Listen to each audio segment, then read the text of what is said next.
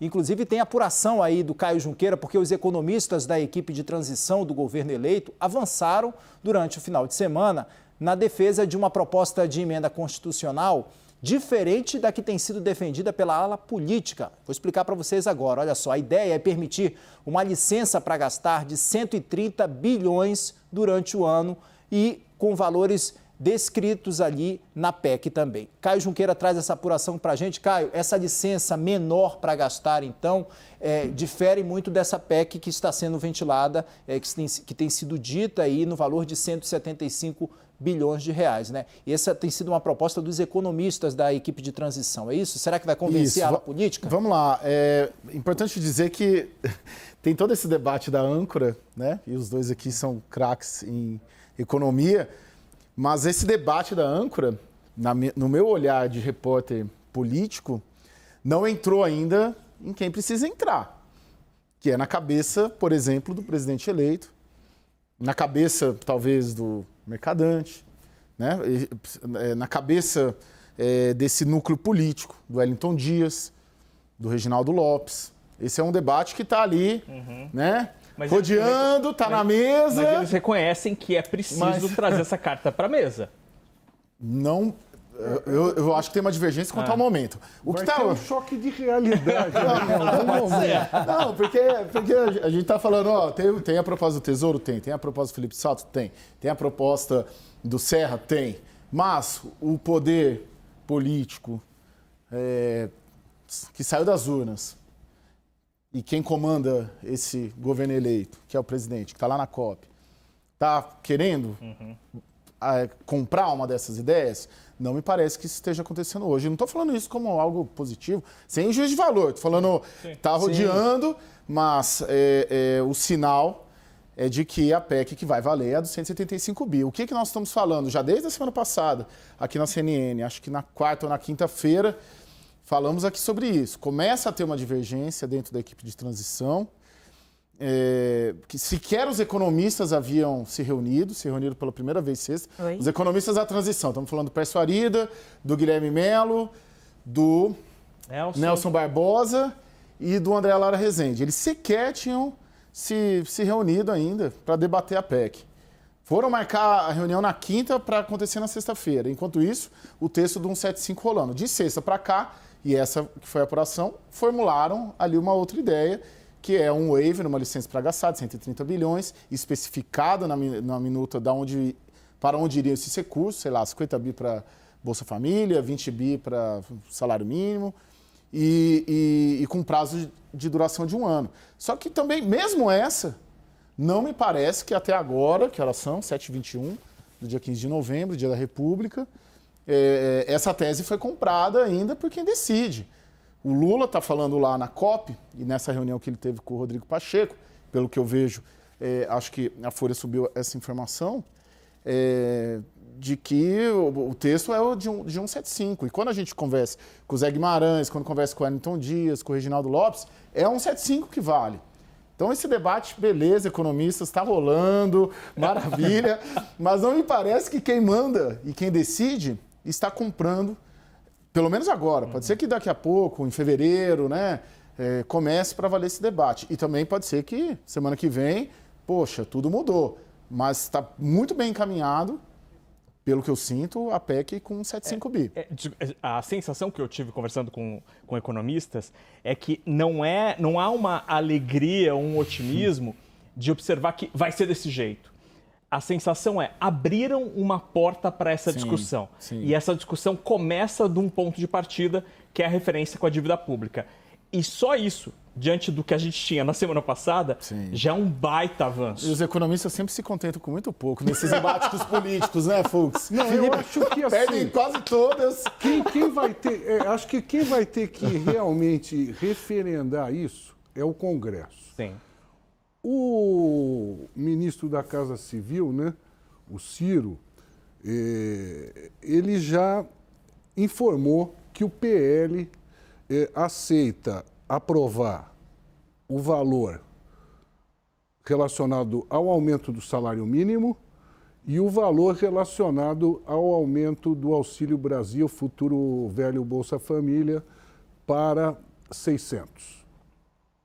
Agora, eu acho que a gente perdeu um pouco a noção do que significam 175 bilhões de reais e o que está incluído nisso aí.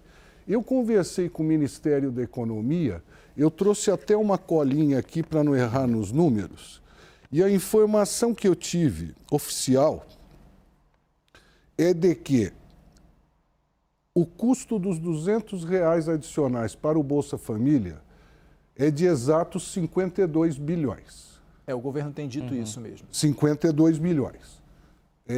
Além desses 52 bilhões, existe no orçamento, na LOA, na proposta orçamentária do governo, já uma margem de manobra que possa garantir o aumento do salário mínimo sem gasto adicional ao que está na proposta.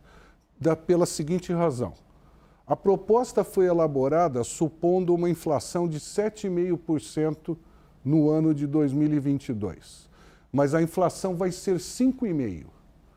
Então, em relação ao que está na proposta, há uma gordura orçamentária que poderia ser direcionada para um aumento de 1,7% a 1,8% real no salário mínimo, além da inflação, portanto, sem nenhum gasto adicional. No caso, para financiar esses 5%, porque nós estamos falando não só de um valor absurdo, que eu estou chamando de, não chamo de PEC da transição, para mim é PEC da gastança. Tem gente que fala PEC estoura-teto, tem outros nomes aí ironizando a PEC. Mas se você for ver, esses 175 bilhões de reais, eles estão sendo, provavelmente serão, incluídos na PEC, solicitados por meio da PEC, além do teto de gastos, sem uma receita correspondente a esta despesa permanente. Qual será, no caso, segundo informações do Ministério da Economia, qual seria a forma que o Ministério adotaria para garantir uma receita permanente que cobrisse os 52 bilhões do aumento de R$200 para o Auxílio Brasil Bolsa Família? Seria a taxação de lucros e dividendos. Eles seriam praticamente casadas as duas coisas. Com a taxação de lucros e dividendos, segundo a informação concedida pelo Ministério da Economia, isso permitiria uma receita anual de 69 bilhões de reais, que cobririam os 52 do aumento de R$200 do Auxílio Brasil e ainda dariam 17 bilhões de sobra para você ainda definir o que vai fazer com isso. Já que, com a redução da inflação em relação à previsão feita na proposta orçamentária, você já teria resolvido o problema do aumento real para o salário mínimo. Então, não só você não teria impacto fiscal nenhum com o aumento, por meio desta fórmula, com o aumento para R$600 do Auxílio Brasil, como ainda sobrariam 17 bilhões para você fazer mais alguma coisinha. No caso do governo, segundo essas informações do Ministério da Economia, se o presidente Bolsonaro tivesse sido reeleito, o que eles iriam fazer com esses 17 bilhões de sobra dos 69 da taxação de lucros e dividendos? Eles iriam, provavelmente, segundo essas informações do Ministério, usá-los para manter os impostos, os tributos federais sobre combustíveis zerados, né? Que aparentemente daria mais ou menos por aí. Então, com impacto fiscal zero, por meio da taxação de lucros e dividendos, você conseguiria garantir os R$200 para o Auxílio Brasil a mais para 2023 e ainda conseguiria manter os preços dos combustíveis sem os tributos federais. Então, quando eu vejo se falar em 175 bilhões de gasto, sem lastro, sem qualquer receita permanente para sustentar, eu fico realmente muito preocupado com o quanto isso pode gerar de insegurança e de incerteza fiscal. Outro dia nós estávamos aqui conversando, o Yuri Pita e a Raquel, e sobre esse assunto. E realmente o caso do salário mínimo e o caso dos R$200 de aumento para o Auxílio Brasil, eles eram propostas comuns dos dois candidatos, né? O próprio Ciro comentou isso ao falar do apoio dele para esta proposta. Então, me parece justo, me parece palatável politicamente e para analistas, para a sociedade, como custo, considerando que os dois candidatos defendiam essa proposta, levá-la adiante.